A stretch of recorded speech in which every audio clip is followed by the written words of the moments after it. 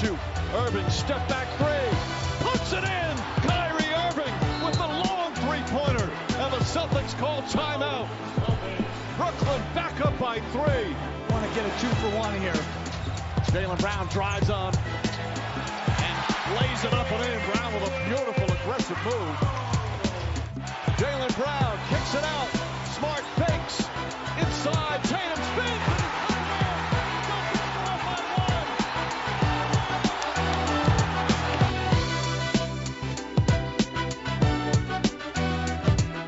This is interesting to see your daily sports podcast news, narratives, takes, and gambling. I am Nick. What a finish to that game right there. Nets and Celtics, the buzzer beater layup, not something that you see every day. Jason Tatum, Kyrie Irving giving it back and forth to the fans. Kyrie, what's up? The story for today is Kyrie Irving. So let's first start with the clip where Kyrie gives the double bird to the fans behind the back. Here is how it looked from television. Get vaccinated, not playing part-time, now full-time.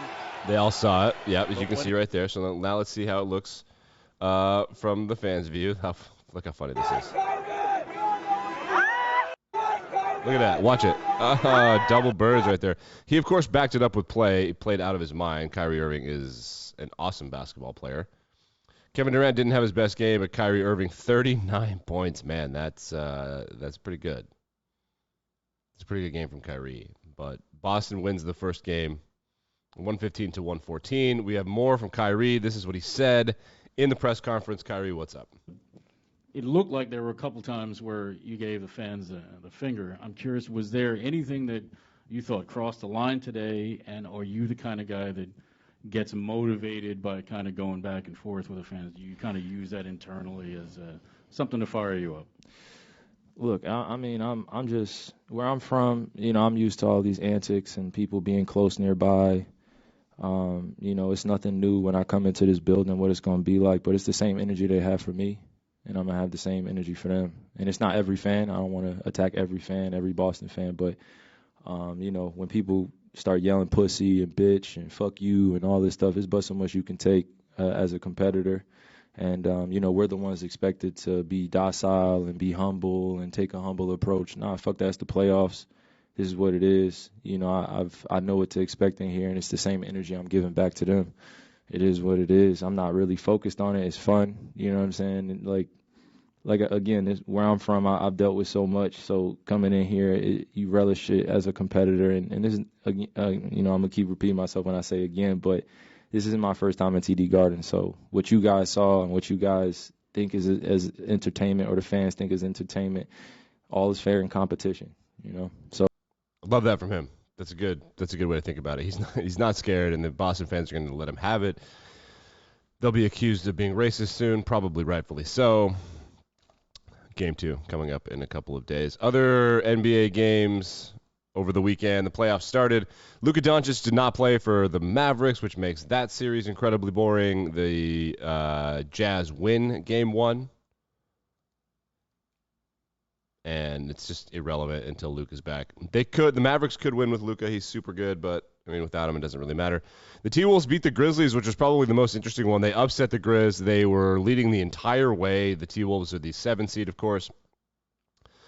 The Sixers were pretty much dominated the Raptors start to finish behind Tyrese Maxey's performance. The Warriors played really well. I think they had a performance from somebody who was drafted second-round draft pick or something? Yeah, Jordan Poole. Somebody named Jordan Poole scored 30 points. Unbelievable how the Warriors are just able to find these guys that can score. It's crazy what they're able to do. They beat the Nuggets 123 to 107. And then, of course, the Suns win. The Bucks win, obviously. Really easy to predict those ones. Games tonight, I believe there are 3 games tonight. Yep, Raptors, Sixers at 7:30, followed by Jazz Mavericks. That's at 8:30, and then at 10 p.m. Eastern Standard Time, Nugs and Warriors. Other news from around the world of sports yesterday. I'll get a quick look at the schedule. There it is. Other news from around the world of sports, or I guess over the weekend, last time I talked to you guys, the USFL, the United States Football League, started its games over the weekend, and it reminded all of us that quarterback is a super-duper important position, and if you don't have elite quarterback play, it doesn't matter how many times you try to start a league. Shea Patterson, who was a quarterback at Ole Miss and then at Michigan, where he sucked both times, He was a walk-on for the Chiefs, but then he lost that job, and now he's in the USFL. He was promptly benched in the USFL for somebody named Paxton Lynch, who was a first-round draft pick, and Paxton Lynch almost immediately did this. He's got those seam routes running. Look at that. He's got an out route outside. Nope. Just leaves the ball inside. Good job getting depth and width by Will Likely getting out underneath it. Yeah. That's pretty bad. Jeff Fisher's Michigan Stampede lose in the USFL. I'm not going to do much more on the USFL except to say that it's funny. Just not going to care. A lot of things going on, and if something interesting happens, we'll do it. But more likely, nothing interesting will come of this. So we're not going to do it. During the Grizzlies game, Grizzlies and T-Wolves, there was a fan. So the T-Wolves have an owner who owns a bunch of livestock, and I think the livestock had some sort of salmonella outbreak or some sort of really intense medical situation, and as a result of that, they have to kill the chickens. You have to do it. Can't risk outbreaks. So there are animal rights activists protesting. One woman put Elmer's glue on her hand and tried to glue her hand to the court. That happened in Minnesota in the playing game, and Elmer's glue takes forever to dry. It's made for children. So that didn't work. But then they got wiser. During the first-round playoff game against the Grizzlies in Memphis, a protester went there and they chained herself to the basket. Let's see if we have a view of this. Protester here, and I believe she's chained herself to the stanchion. She's chained herself to the stanchion. And this is Yeah. So look at this that. is going to happen, I think. Is that a real Look chain? at Is it plastic or is it metal? That thing looks like I think it's metal. It's It's like around her throat too. I mean, we're being told by the truck that she's been there for a while and nobody noticed, which... I didn't hear that part. Wait, what? We're told by the truck that she's been there for a while and nobody noticed, which... they're going to just break that thing off. Somebody got to have some bolt I cutters think somewhere. this is one thing you get. Police officers as security guards, they know how to break into stuff. All right, well, those Bally Sports guys from Minnesota, we should probably get out of this video before they say something that eventually will become the story. And the T-shirt she was wearing said, I think, is there a shirt of it? Right there. Let's look at it. Glenn Taylor roasts animals alive. Yes. Yep. I mean, gotta kill them. You can't let the chickens kill humans. Like, you gotta kill them. I don't know what else to say. That's how it goes. Say la vie, baby.